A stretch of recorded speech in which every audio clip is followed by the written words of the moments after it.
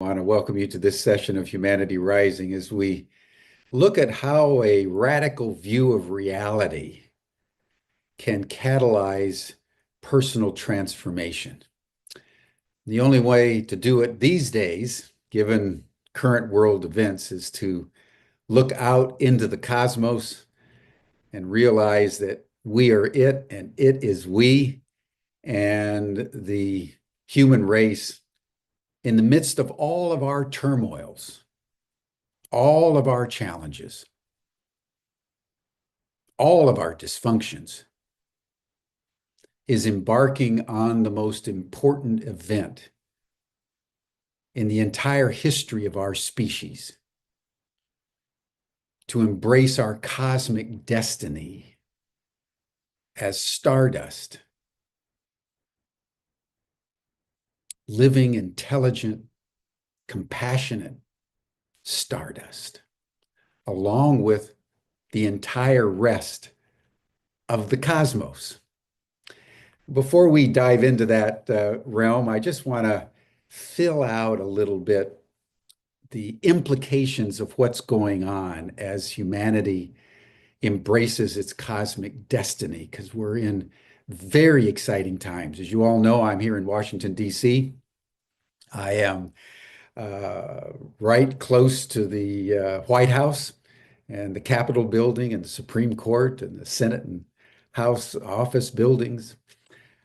I've been working on UFO, UAP disclosure for the last 18 months. I've been immersing myself in a variety of things through Ubiquity University, training programs and experience circles and ET and religions projects, and all kinds of work to prepare people, to educate people about this moment in time.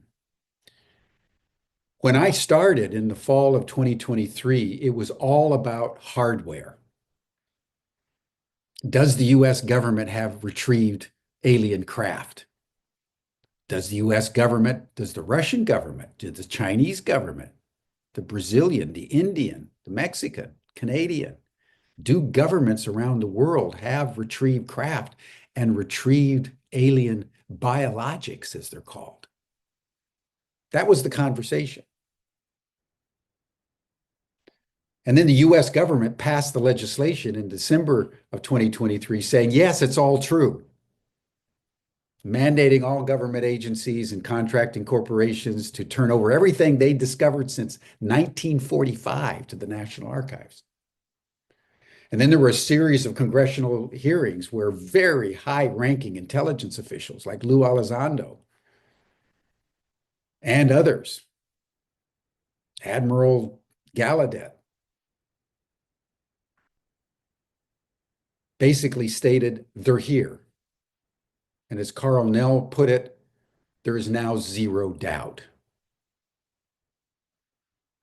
And then people said, well, yeah, but what about somebody who's actually met them and touched a craft? Then we'll believe it.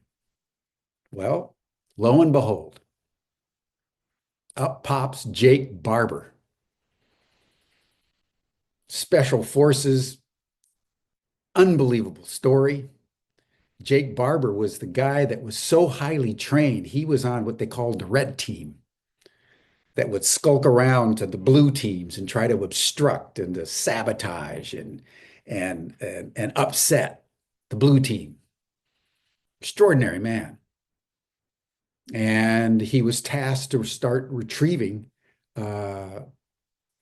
technologies of unknown origin. So he began to move around UFOs that had either been brought down or had landed or something had happened. And in the course of doing that, as he was carrying a UFO, an unidentified anomalous phenomena, all of a sudden he realized that the UAP was taking over his consciousness as he was flying the helicopter. And he says And you can see the interviews with tears coming down his cheeks. He says it was the most beautiful feeling I've ever had in my life.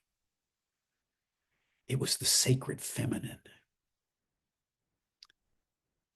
And she's been protecting me ever since and told me my mission is to tell the world what I know.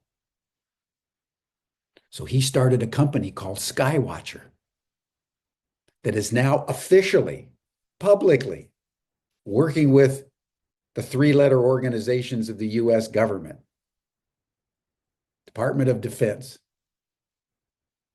on not only retrieving these craft, but through psionics. This is a new term that's surfacing. So everybody take it in. Psionics.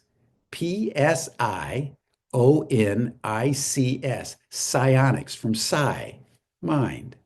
Psionics. Through remote viewing, the Central Intelligence Agency discovered way back in the 1960s that remote viewers properly trained could go inside alien craft and communicate with the ETs. So what Jake Barber and the Skywatcher team are doing is just that.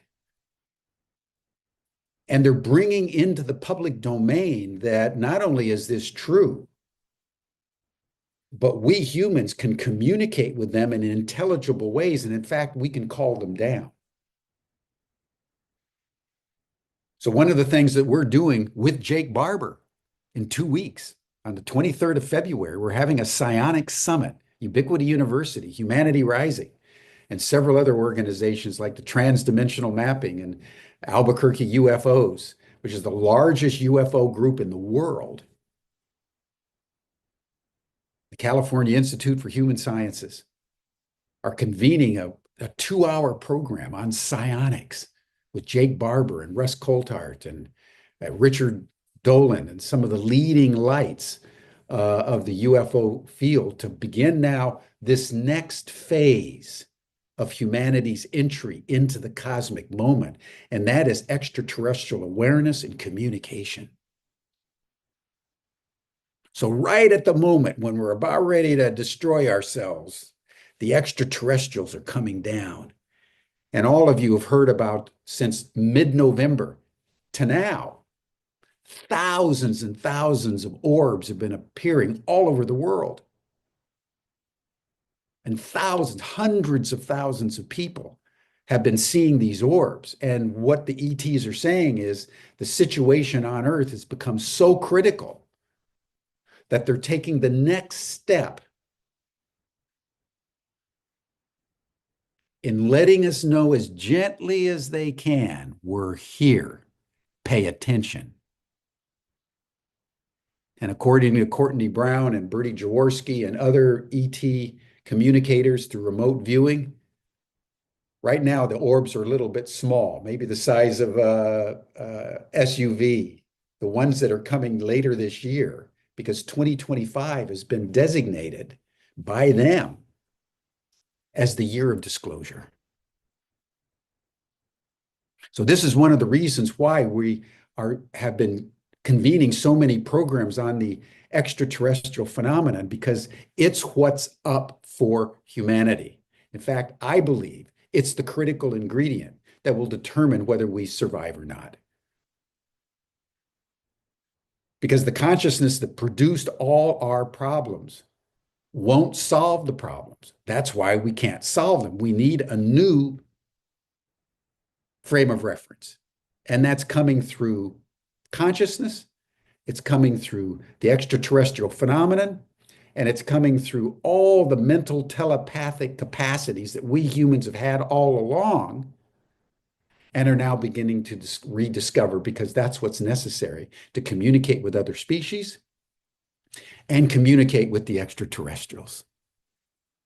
It's a very exciting moment. It is the worst of times, but it's also the best of times. And living in the best of times while it's the worst of times, in my view, is the only place to be.